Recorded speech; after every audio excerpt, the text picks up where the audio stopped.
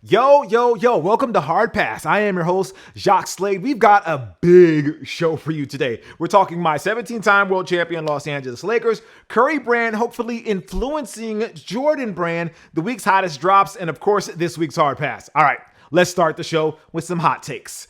Gucci and Adidas are the next high fashion sneaker collaboration for the hype beasts to thirst after. The initial images I've seen are not that great, but fingers crossed that somebody over there knows how to use Google and realizes that all people really want are white or black superstars with green and red stripes, or blue Ace sneakers with 3 white stripes. It's really not that hard, guys. See what Dior did with Jordan brand? It was lazy, but it was genius. Like, drop a knitted shoe with their signature pattern, add some Yeezy tooling, make money, repeat. I should really be a product manager, y'all.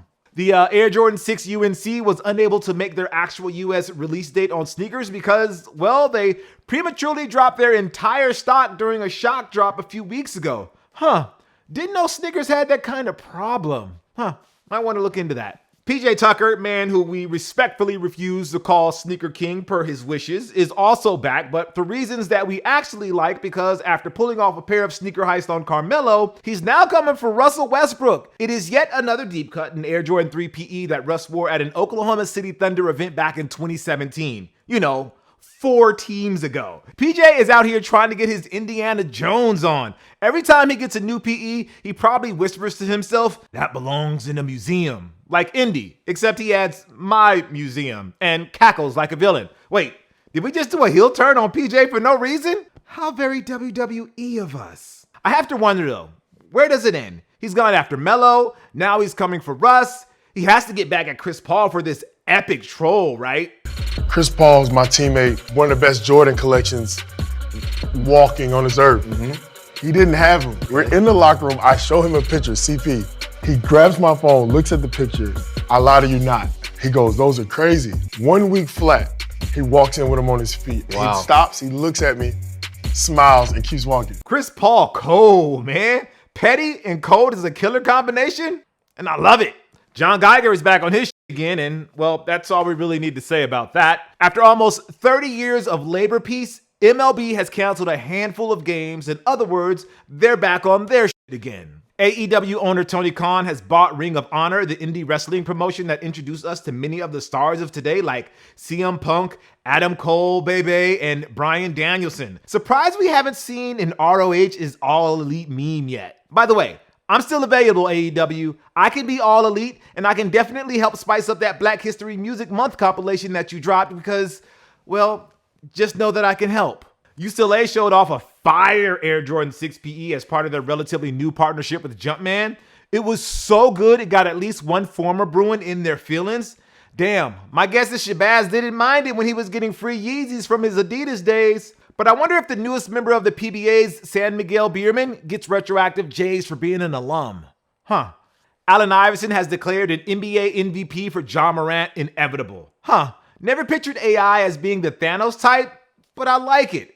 Here's hoping Nike takes our hint from a few weeks ago and debuts a signature shoe for him next season at the earliest, even if they have to cut bait with another signature line that no one really cares about. Speaking of MVPs, James Harden looks like one again after he got traded to the Philadelphia 76ers.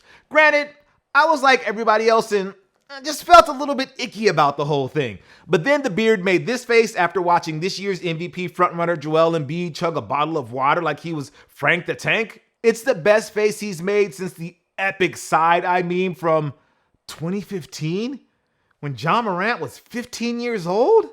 Oh my gosh.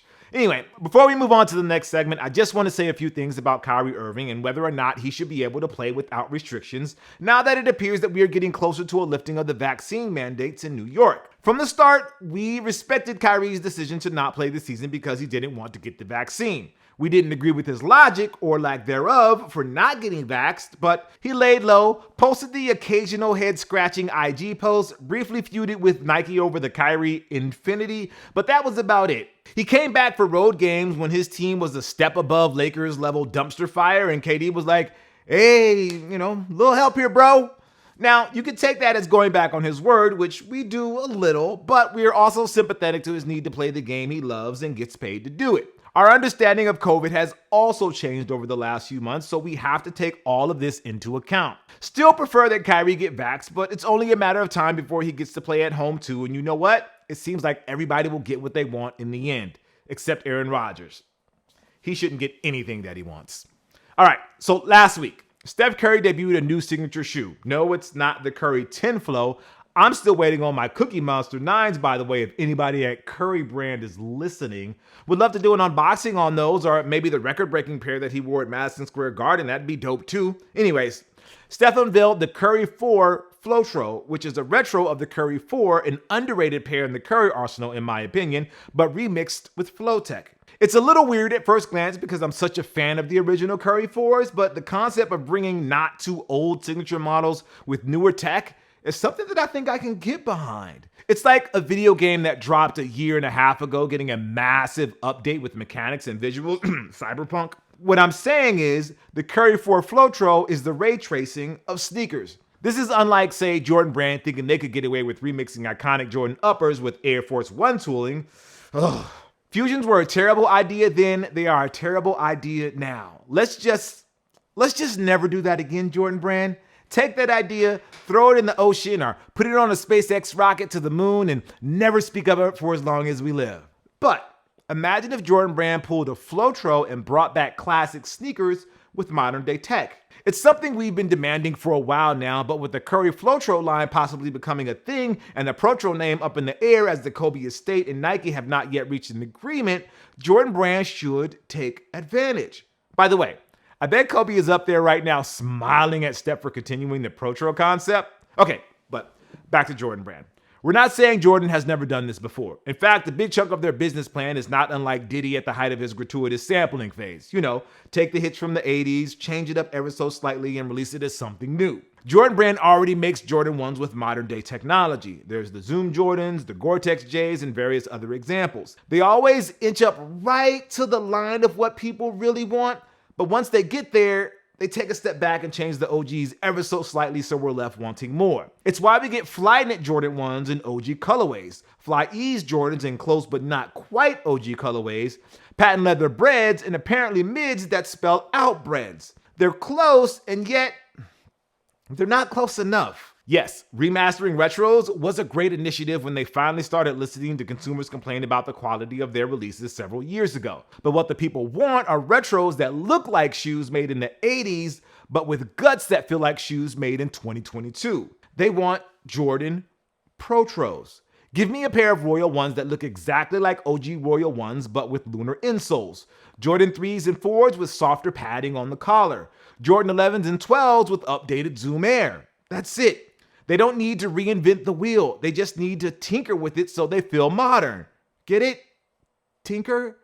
Anyway, remember when Michael Jordan famously wore an original Air Jordan 1 Chicago for his last game in Madison Square Garden as a Bull? Well, part of that story is that Jordan's feet were bleeding by halftime because they were not only old shoes that MJ had moved beyond from, they had deformed in the time since. That's why you never see today's players play in 1s. But what if one day Luka Doncic or Jason Tatum went to MSG and balled out in some 1s? People would be losing their minds, wondering how they toughed it out in those, well, bricks. Then they would reveal after the game via a tweet from Nick DePaula that they were wearing Jordan 1 Protros all along. And they would have Steph Curry to thank for making that the new sneaker norm. Just kidding. They would never thank Steph. All right.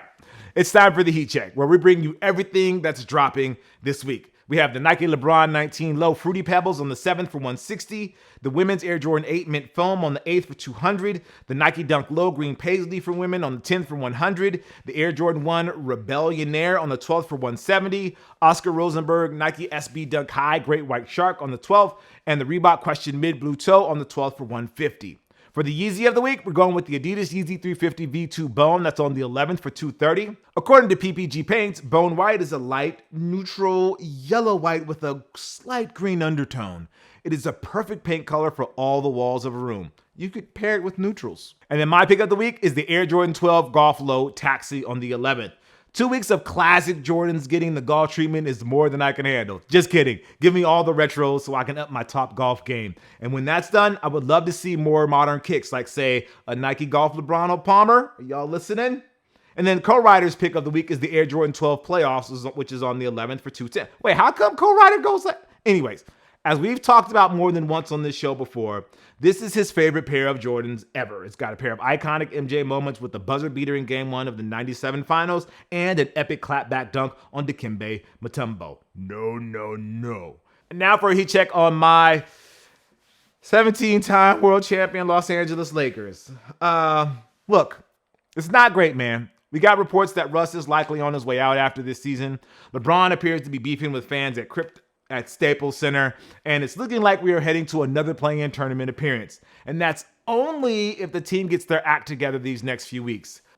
Look, I gotta be honest, it's not what any of us expected when we got Russ this season. Sure, every expert on NBA Twitter out there is gloating right now because they predicted this was gonna happen, but they also thought that DeMar DeRozan was over the hill, so their ratio is about as good as mine. I'm on record as saying that all of this drama going on right now is worth it because we got championship number 17. And you know what? I still believe that because those post-Kobe years were bad. Do you really want to see that Ryan Kelly starting 5 graphic again? It's a shame because Russ coming home was a good story, but that doesn't seem like it just worked itself out. Oh well. His jersey will look great next to Gary Payton's and Steve Nash's and Dennis Rodman's wing of legends who were Lakers for a minute. All right. It's time for this week's Hard Pass, where we take a look at something in the culture that just needs to go. Like Complex Land stepping into the metaverse. That's right, the gathering of the hype beasts is going where we all thought they would go. A virtual land where they can talk about and show off their virtual swag. Yay! You can't see it, but I'm so excited about the possibilities of a metaverse. Wow, I've never been able to escape reality and enter a computer-generated world where I can interact with people with similar interests.